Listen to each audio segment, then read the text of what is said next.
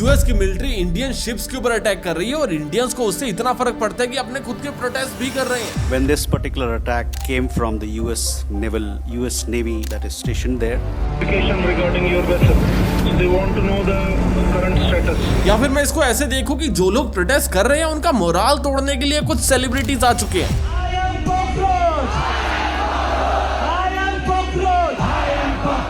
जिनकी नजर में कॉकरोच जनता पार्टी के सभी प्रोटेस्ट एक सार्केज्म है। इधर एक तरफ को दिल्ली गवर्नमेंट फिर से पेड़ लगाने का एक जुमला खेल रही है और दूसरी तरफ से यूट्यूब नया फीचर लेके आ रहा है जिससे आप लोग एक दूसरे को मैसेज कर सकते हो। अभी आगे फीफा की बात हो या फिर मैकडोनल्ड्स का जो एआई ने लॉस करवा दिया उसकी बात हो, इन सभी चीजों के ऊपर हम लोग डिस्कस करेंगे द थर्ड आई के अंदर। अपना जाल तो नहीं खुलाओ।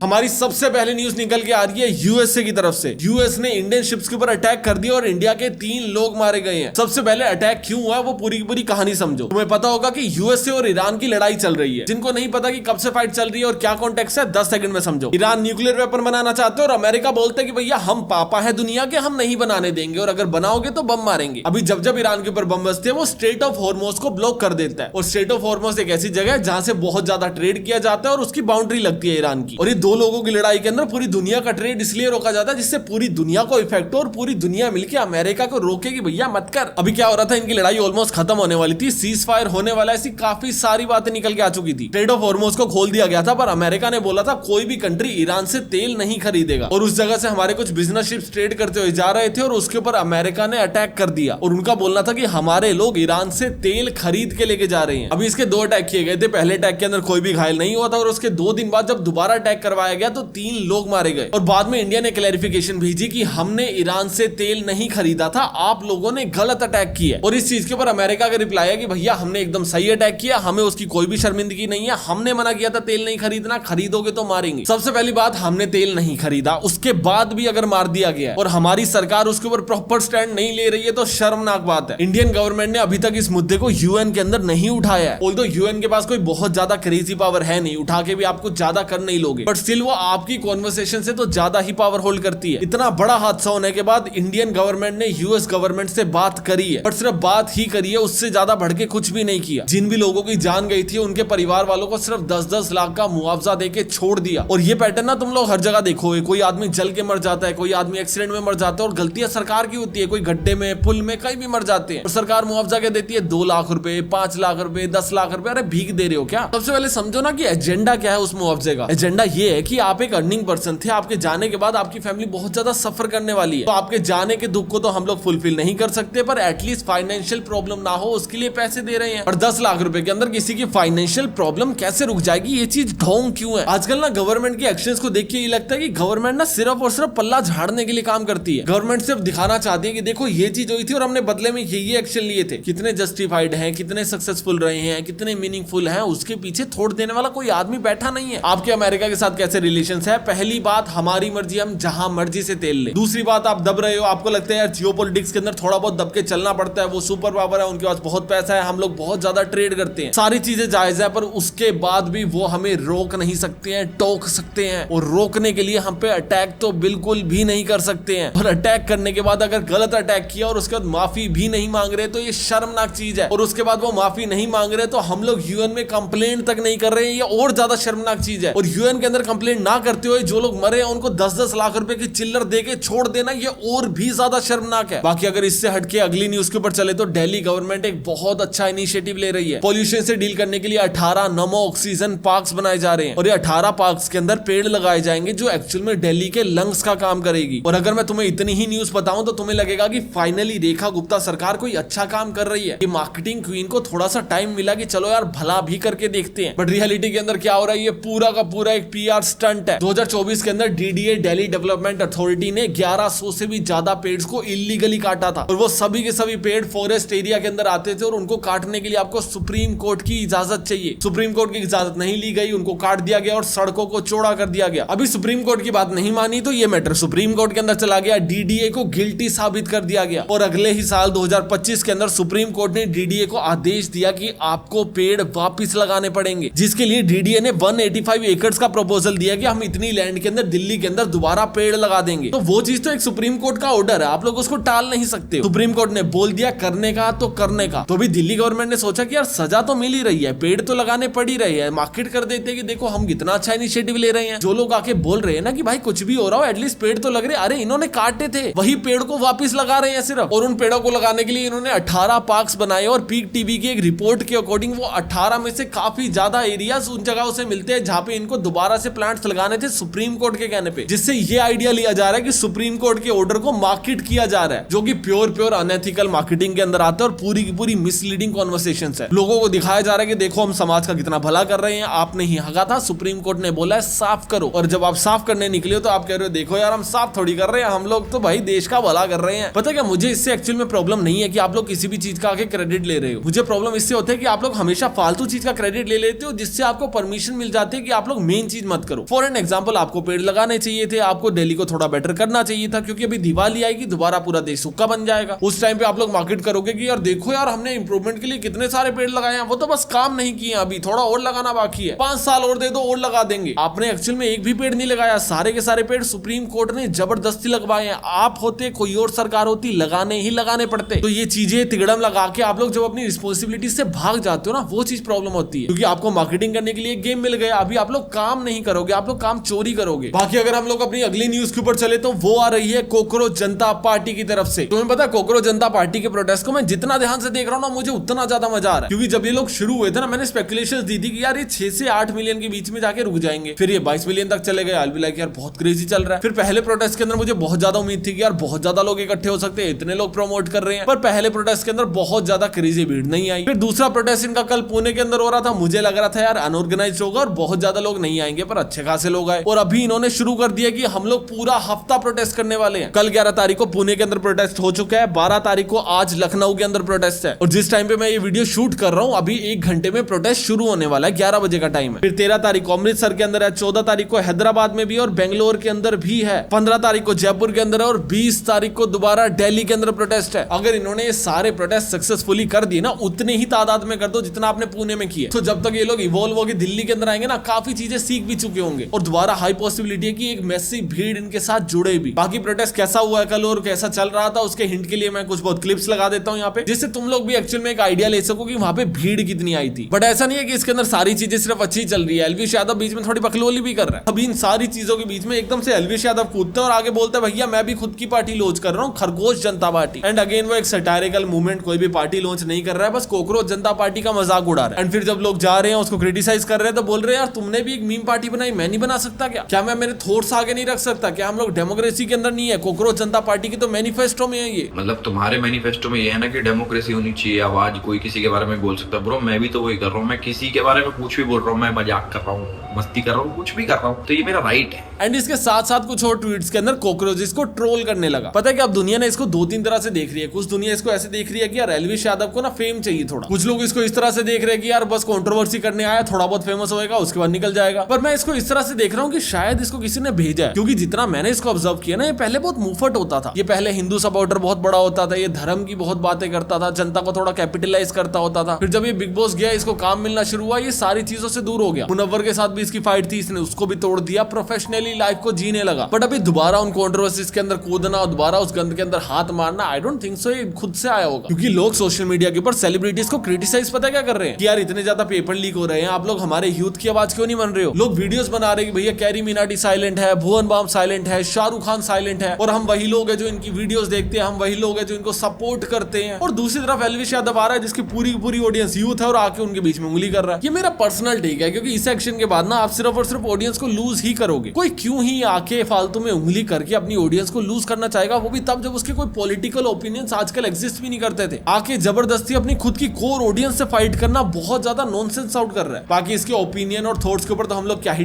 डिस्कस करें और क्या ही ओपिनियन शेयर करें, बट इस चीज को मैंने इसमें सिर्फ इसलिए ऐड किया क्योंकि मुझे लगा कि शायद ये एक इनडायरेक्ट कोशिश की जा रही है इस प्रोटेस्ट को दबाने की, कि थर्ड या सेकंड वॉइस को भी क्रिएट किया जा सके जिससे सोशल मीडिया के ऊपर ये पूरे नैरेटिव का मेस बन जाए। ये सिर्फ मेरी assumptions है, मैं तुम्हारा ओपिनियन कमेंट सेक्शन में सुनना चाहूंगा। और बाकी आज की सबसे मेन न्यूज के ऊपर चलते हैं अपने प्राइम टाइम स्पोर्ट के अंदर। एक 22 साल के डिलीवरी गाय ने 13वीं मंजिल के ऊपर सामान को पहले डिलीवर किया, उसके बाद वहीं से कूद के कर ली। 18 महीने पहले उसके फादर की डेथ हो गई थी। वो अपने परिवार को पालने के लिए 2 जॉब करता था। घर पे उसकी माँ भी थी और बहन भी थी जिसकी उम्र 15 साल की थी, और प्रेशर में आगे उसने एक कदम उठाया जहाँ पे सुसाइड कर ली। पता है अभी ये स्टोरी ना फैल चुकी है। लोग क्या करेंगे, गिग वर्कर्स के ऊपर अटैक करना शुरू कर देंगे कि यार देखो इनको कितना कम पैसा मिलता है, पर रियलिटी ना इससे एक्चुअल में थोड़ी सी ज्यादा बड़ी और ब्रूटल है। इंडिया के अंदर हर रोज 145 लोग सुसाइड करते हैं, जिसमें से 91% लोग मेन है, और जितने भी लोग सुसाइड करते हैं उसके अंदर से 62% लोगों की इनकम 1 लाख रुपए से कम होती है। और मैं 1 लाख रुपए महीने की बात नहीं कर रहा, मैं 1 लाख रुपए साल की बात कर रहा हूँ। और इसको देख के तुम लोग जो सबसे बड़ा असम्पशन लगाओगे ना वो पैसा ही है। क्या लड़का है ये तो पैसे कमा के ले ही आएगा। भाई तेरी तो रिस्पॉन्सिबिलिटी बनती है, काम कर, घर मत बैठी। जो प्रेशर है ना मर्दों के ऊपर, इसके ऊपर कोई बात करता है ना तो लगता है यार तू तो छोरी वाली बात कर रहा है। ये सारे मर्द ना कलेक्टिवली बहुत ज्यादा सेक्सिस्ट है। जब भी खुद ही की जात को डिमीन करना हो तो खुद को छोरी बोल देते हैं, और यही खाली फूक और हवा के अंदर कभी भी अपने इमोशंस को डिस्कस नहीं करते। तुम्हें पता है बेस्ट चीज आई थी फेमिनिज्म, जिसने काफी सारे राइट्स को अनलॉक कर दिया। अनलॉक क्या कर दिया, काफी सारी चीजों को ना प्रैक्टिकल वे से देखना शुरू कर दिया। तो भी लड़कियां प्रो फेमिनिज्म होती है ना, तुम लोग कभी उनके माइंडसेट को देखो, काफी ज्यादा प्रैक्टिकल होती है। एंड मैं यहाँ पे सूडो फेमिनिज्म की बात नहीं कर रहा हूँ। ऑकवर्ड गोड की कॉन्वर्सेशन को यहाँ लेके मत आना, मैं मारूंगा। मैं इन जनरल बोल रहा हूँ कि जो भी लड़कियां इक्वालिटी की पीओवी से चीजें देखती है ना, वो हमेशा चीजों को बहुत प्रैक्टिकली देखती है। और पेट्रियार्की सोसाइटी के अंदर जहां पे फेमिनिज्म आके लड़कियों को अपलिफ्ट कर पा रहा है, वहां पे लड़कों का कल्याण हो ही नहीं पा रहा है। वही टैबू के अंदर फंसे पड़े हैं कि भाई तू ही कमाएगा, तू ही ब्रेड अर्नर बनेगा, तेरे पे ही सारा प्रेशर आएगा। एंड काफी लड़के उस चीज को निभा भी लेते हैं, और काफी लोग इजी वे भी चूज करते हैं, जिनको भी लगता है सुसाइड करना बहुत ज्यादा मुश्किल होता है, सुसाइड करना बहुत गलत होता है। हाँ वो गलत होता है पर मुश्किल नहीं होता है। आप सुसाइड तभी करते हो ना जो आपकी डे टू डे लाइफ है, आपको उससे एस्केप चाहिए। बहुत हमेशा एक इजी ऑप्शन होता है। आपके पीछे वाले लोग तड़पेंगे। अब इसके बाद पहले आपको लगता है कि यार आप अपने परिवार को फीड कर रहे हो, आप तड़प रहे हो, आप मर जाओगे तो आपका परिवार तड़पेगा। पीछे वालों को उनके हाल पे छोड़ के भाग जाना कायरपन है, सुसाइड कायर हरकत है। और यहाँ पे तुम में से काफी लोगों को लगेगा यार तू विक्टिम ब्लेमिंग कर रहा है, तू मेन मुद्दे के ऊपर नहीं आ रहा, तू ये नहीं देख रहा कि गिग वर्कर को कितना कम पैसा दिया जाता है। मैं ये भी तो देख रहा हूँ, वो गिग वर्कर को कम पैसा तू ही तो देता है। तू ही तो अपनी कार्ट के अंदर 40 रुपए का ज्यादा सामान ऐड कर लेता है, जिसकी वजह से तुझे फ्री होम डिलीवरी मिल जाए। वो गिग वर्कर की सैलरी तेरी ही पॉकेट से आएगी। Company Zepto, Blinkit, Swiggy, Instamart कोई भी अपनी पॉकेट से पैसा नहीं देगा। तू हमेशा कन्वीनियंस मांगता है, जिसकी वजह से वो लोग एक्सप्लॉइट होते हैं। पर जब वो लोग ऐसा कोई भी कदम उठाते हैं तो सबसे पहले आ जाते हैं और कंपनीज को क्रिटिसाइज करने लग जाता है। ये अप्रोच प्रैक्टिकल ही नहीं है। जिन कंपनीज को तुम लोग क्रिटिसाइज कर रहे हो वो ऑलरेडी लॉस के अंदर बैठी है। एक कंपनी जो पहले ही जेब से ज्यादा पैसा खर्चा कर रही है, और वो कंपनी घाटे में रह के सब किसको कर रही है, आप लोगों को। आप लोगों को क्या चाहिए आपको खुद नहीं पता। पहले आगे बोलोगे कि सस्ते में सामान दो, घर लाके दो, और जब आप देखोगे यार कोई एक्सप्लॉइट हो रहा है तो होने दो। पर जब कोई एक्सप्लॉइट हो रहा था उसके बाद वो गलत कदम उठाएगा तो आप लोग मोमबत्तियां लेके निकल पड़ोगे। और गिग वर्कर्स के ऊपर बात करना, आई थिंक ये इस चीज का सोल्यूशन नहीं है। सोल्यूशन इस चीज का ये कि इस टैबू को ब्रेक किया जाए कि सिर्फ लड़के ही पैसा कमा सकते हैं, लड़कों के ऊपर ही पूरा प्रेशर आना चाहिए। आज की डेट में लड़कियां अच्छा खासा पैसा कमा रही है, रिस्पॉन्सिबिलिटीज इक्वली डिवाइड होती हैं। एक मर्द के ऊपर परिवार का सारा प्रेशर डाल देना अनजस्टिफाइड और अनफेयर है। और काफी सोसाइटीज और कल्चर और फैमिलीज ऐसे ही आज तक ट्रीट करती आ रही थी अपने परिवार वालों को, और ऐसे ही करती आएंगी। और जैसे हमने सभी ने कलेक्टिवली मिलकर एक फेमिनिज्म की इन्फॉर्मेशन को काफी मासिस तक पहुंचा दिया ना, ये इन्फॉर्मेशन भी एक ऐसी चीज है जिसको हमको मासिस तक पहुंचाना है। लोगों को बताना है कि भाई तू रोता नहीं है तो मर्द नहीं है, ये मर्द का सर्टिफिकेट नहीं है। अगर तू सब संभाल लेते तो हाँ भाई तू स्ट्रॉन्ग है, पर सब नहीं संभाल रहा और किसी को नहीं बता रहा है और उसके बाद प्लान कर रहा है या फिर सिर्फ घुटता जा रहा है, तो वो भी एक कायर हरकत ही है। साला ये दुख का खत्म नहीं होता बे। We all have to make sure कि हमको दोनों ही जेंडर्स के लिए स्टीरियोटाइप्स को ब्रेक करना है। और यही स्टीरियोटाइप्स ही हैं जो मर्द हो या फिर औरत हो उनके ऊपर पीयर प्रेशर क्रिएट करते हैं, जिसकी वजह से उनको लगता है कि यार अगर मैं ये सर्व नहीं कर पा रहा हूं तो मैं काबिल नहीं हूं। आपकी काबिलियत आपका परिवार डिसाइड करेगा, आपकी सोसाइटी डिसाइड नहीं करेगी। तो ट्राई करते हैं इस इन्फॉर्मेशन को जितना ज्यादा हो सके उतने ज्यादा मर्दों तक फैलाएं। और अगर तुम्हारा कोई दोस्त ऐसे स्ट्रेस के अंदर है तो उसको ये वीडियो भेजना और उसको सेगमेंट बताना कि भाई इस टाइम स्टेम से इस टाइम स्टेम तक देख ले। आगे और पीछे एआई और पॉलिटिक्स की बात हो रही है वो तो तुझे इस मूड में समझ आएगी नहीं, पर जिस बीटी के अंदर तू बैठे शायद ये वीडियो तेरे लिए थोड़ा सा हेल्प कर दे। और तुम्हें पता है यूट्यूब के ऊपर एक नया फीचर आने वाला है जिससे तुम लोग मुझे टेक्स्ट कर पाओगे। जैसे इंस्टाग्राम पे मैसेजेस होते हैं ना, तुम लोग मुझे मैसेज कर पाओगे। और इस चीज को हम लोग डिस्कस करते हैं अपने बिजनेस सेगमेंट के अंदर। यूट्यूब के अंदर अभी मैसेज फीचर आ रहा है, 2017 में पहले भी आ चुका है, उसके बाद फेल हो गया और हट गया। फिर यूट्यूब आया, यूट्यूब ने कम्युनिटी फीचर निकाला, वो भी फेल हो गया। अभी यूट्यूब दोबारा क्या ट्राई कर रहा है, वो दोबारा मैसेज फीचर को इनेबल करना चाहता है। और ये चीज करना यूट्यूब के लिए जरूरी बहुत है, क्योंकि इनको इंस्टाग्राम से फाइट करनी है। और अभी तुम पूरा का पूरा बिजनेस मॉडल समझो, हर जगह पे ना अलग अलग टाइप ऑफ ऑडियंस एग्जिस्ट करती है। यूट्यूब की ऑडियंस अलग है, इंस्टाग्राम की ऑडियंस अलग है। पर कभी तुमने इसका रीजन समझा क्यों? तुम लोग इंस्टाग्राम के ऊपर ना काफी ज्यादा शेयर्स का यूज करते हो। तुम्हें कोई भी कंटेंट बहुत ज्यादा पसंद आता है, तुम लोग बहुत ज्यादा शेयर्स करते हो, लाखों मिलियंस में शेयर हो रखे होते हैं। पर ना यूट्यूब के ऊपर अगर कोई वीडियो बहुत क्रेजी है ना, तो 50-60 हजार एट मैक्स शेयर होंगे। मिलियंस में जाना तो बहुत दूर की बात है। और ये चीज इसलिए होती है क्योंकि इंस्टाग्राम पे एक वीडियो को अपने दोस्तों तक शेयर करना इजी बहुत है। बट यूट्यूब का क्या प्रोसेस है, शेयर पे क्लिक करो, ऐप सिलेक्ट करो, व्हाट्सएप पे क्लिक करो, फिर आदमी ढूंढो, आदमी पे क्लिक करो, फिर जाएगी। जिससे क्या होता है, यूट्यूब के ऊपर ना एक कैटेगरी ऑफ कंटेंट कभी चलता ही नहीं है, और वो है रिलेटिबिलिटी। याद है तुम अपनी गर्लफ्रेंड को क्यूट क्यूट मीम्स भेजते रहते हो कि यार मेरे बाबू ने खाना खाया या फिर नहीं खाया। फिर अगर तुम लोंडो का ग्रुप हो तो कोई गांजे वाली क्लिप भेज दी अपने दोस्त को, लड़ाइयों वाली भेज दी, भाईचारे वाली भेज दी। ये कंटेंट ना तुम इंस्टाग्राम पे जा शेयर करते हो, क्योंकि वो इजीली और एक्सेसिबल बहुत है। इस टाइप का कंटेंट ना तुम लोग मैक्सिमम टू मैक्सिमम टाइम सिर्फ और सिर्फ इंस्टाग्राम पे देखोगे और वहीं पे शेयर करोगे, क्योंकि उसको करना इजी बहुत है। जिसकी वजह से लोग क्या करते हैं, इंस्टाग्राम पे थोड़ा ज्यादा टाइम स्पेंड करते हैं, और यूट्यूब इसको कॉम्पीट करना चाहता है। यूट्यूब कहता है कि यार तुम लोग कंटेंट देख रहे हो तो चैनल तो तुम्हारे बने ही हुए हैं, तो एक काम करते हैं मैसेज फीचर भी लगा देते हैं, तो तुम्हारे पास मैसेज फीचर के अंदर जाके तुम लोग देख पाओगे तुम्हारे दोस्त ने तुम्हें क्या क्या भेजा, जिससे एट द एंड क्या होगा, एक नई कैटेगरी ऑफ कंटेंट यूट्यूब के ऊपर अनलॉक हो जाएगा, जिससे लोग इनके प्लेटफॉर्म के ऊपर ज्यादा टाइम स्पेंड करेंगे,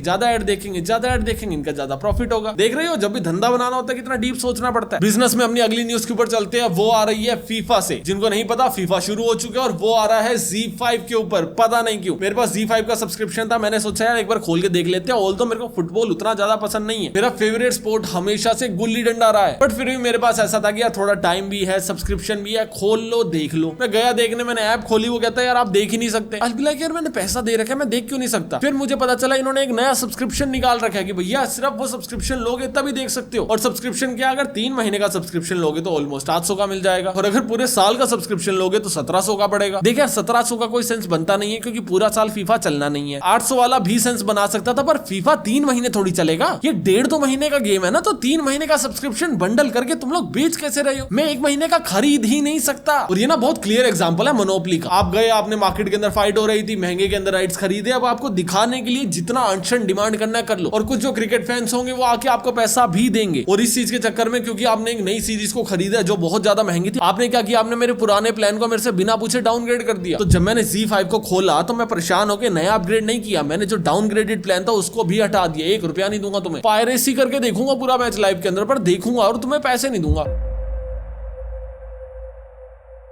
बाकी आगे चलते हैं हमारी एआई न्यूज के ऊपर। सबसे पहली एआई न्यूज आ रही है गैमा 4 से। गैमा 4 क्या चीज है, जेमिनी का एक मॉडल है गैमा। गैमा एक ओपन सोर्स मॉडल है जो आपके फोन और पीसी के अंदर दोनों के अंदर चल सकता है। ये एक लोकल मॉडल है जिससे आप चैट कर सकते हो, ये वेब सर्च कर सकते हो, आप इससे बात कर सकते हो। और उसके लिए आपको कितना पैसा देना पड़ेगा, लिटरली 0। मेरे पास जो ये मैकबुक है ना, मेरे पास M4 Pro है, इसके अंदर 16 GB की रैम है। मैं बहुत इजीली उस मॉडल को चला सकता हूँ और इनफ सफिशिएंट है मेरे हर चीज का जवाब देने के लिए। स्पेशली अगर मैं रिसर्च नहीं कर रहा हूँ और कंटेंट राइटिंग नहीं करवा रहा हूँ, तो बेसिक जवाब देने के लिए, मेरे से बात करने के लिए इनफ सफिशिएंट है। और ये सारा का सारा मॉडल मैं अनलिमिटेड फ्री के अंदर यूज कर सकता हूं। और अगर तुम लोग देखोगे ना, तो ये एक्चुअल में फ्यूचर है। आने वाले टाइम के अंदर क्या होगा, हमारी लोकल मशीन्स इतनी ज्यादा पावरफुल हो जाएगी कि हमको क्लाउड की जरूरत ही नहीं पड़ेगी। और अभी क्लाउड जिनको नहीं पता, बहुत शॉर्ट के अंदर एक्सप्लेन कर देता हूं। मान के चलो तुम लोग यूट्यूब पे ये वाली वीडियो देख रहे हो, कैसे देख रहे हो, तुम्हारे फोन के अंदर थोड़ी पड़ी है, तुम्हारा इंटरनेट क्लाउड की जो स्टोरेज है उधर से फेच कर रहा है। ऐसे जब भी मैं एआई को यूज करता हूं, मैं क्या करता हूं, मैं क्लाउड से फेच करता हूं। क्लाउड के अंदर जीपीयूज पड़े हैं, वहां से मैं उनकी पावर को फेच करके लेके आता हूं, और कितनी पावर को मैंने फेच किया उसी के बदले में पैसा देता हूं। पर गैमा सीरीज की जो मॉडल्स है, एक तो ये ओपन सोर्स है तो मेरे को खरीदने की जरूरत नहीं है, और दूसरा ये लोकली चल सकती है। दैट मींस मेरे को कभी पे करने की जरूरत नहीं है। अगर मेरे पास एक पावरफुल कंप्यूटर है तो मैं उसको घर पे ही बैठ के चला सकता हूं। और ये लाइटर मॉडल्स आने वाले टाइम में ट्रेंड आ रहा है। चाइना के काफी सारे मॉडल्स ओपन सोर्स है। एक मिनीमैक्स मॉडल है, बहुत क्रेजी काम करता है, कोड लिख देते हैं आपको बस कंप्यूटर पे सेट करके जाना है, रात को सो जाओ, सुबह आपको वेबसाइट मिलेगी। और कितने पैसे लगे उसके लिए, 0, बिजली का बिल लगा है बस। हमारी अगली न्यूज के ऊपर चले तो वो बहुत फनी है, और वो आ रही है मैकडोनल्ड्स से। तुमने देखा कभी भी, तुमने मैकडोनल्ड्स की ऐप या फिर कोई भी ऐसी फूड डिलीवरी ऐप के ऊपर चैट करके देखा है? तुम लोग बोलते हो ना यार तुम्हारा बर्गर सड़ा हुआ आया, वो कहते हैं यार सॉरी यार माफ कर दे, अगली बार सही भेज देंगे। उसको चैट बोट बोलते हैं, ऑटोमेटेड रिप्लाईज होते हैं जो आप लोगों को मिलते हैं। तो मैकडोनल्ड्स ने सोचा यार एक काम करते हैं, इनका ना एक्सपीरियंस बेटर करते हैं हमारे कस्टमर्स का। तो इन्होंने क्या किया, पीछे LLM मॉडल लगा दिया। मतलब जो भी सारी की सारी कॉन्वर्सेशन की जाएगी वो एक AI चैट बोट करेगा। और कुछ ही टाइम में इन्होंने उस LLM मॉडल को हटा भी दिया, इसलिए नहीं क्योंकि वो बहुत बकवास कर रहा था लोगों के साथ। बातें वो आदमी अच्छी ही कर रहा था, पर लोगों को समझ आ गया था कि यहाँ यहाँ पे LLM लगा हुआ है। उन्होंने पता है क्या तिकड़म करी, उन्होंने कोड लिखवाने शुरू कर दिए। वो मैकडोनल्ड्स की हेल्प के ऊपर जा रहे हैं और वहां जाके लिख रहे हैं भाई मेरे को वेबसाइट बनानी है, मेरे को कोड लिख के दे दे। अभी मैकडोनल्ड्स की API टोकन्स के अंदर से सारे के सारे टोकन्स को फेच किया जा रहा है, यूटिलाइज किया जा रहा है, उनकी लिमिट्स को बंद किया जा रहा है और यहाँ पे किसी और की वेबसाइट बन रही है। पहले इन्होंने लिमिट नहीं लगाई, पहले इन्होंने ओपन छोड़ दिया कि भाई जो सवाल पूछना पूछ लो। फुल AI मॉडल की API तो हम किसी को दे ही नहीं सकते हैं क्योंकि ये लोग हमें रातों रात गरीब कर देंगे। बाकी आज की न्यूज के अंदर इतना ही। तो मुझे बताओ तुम्हें कौन सी न्यूज सबसे ज्यादा इंटरेस्टिंग लगी। मैं तुमसे मिलता हूँ अगली वीडियो में, तब तक के लिए बाय।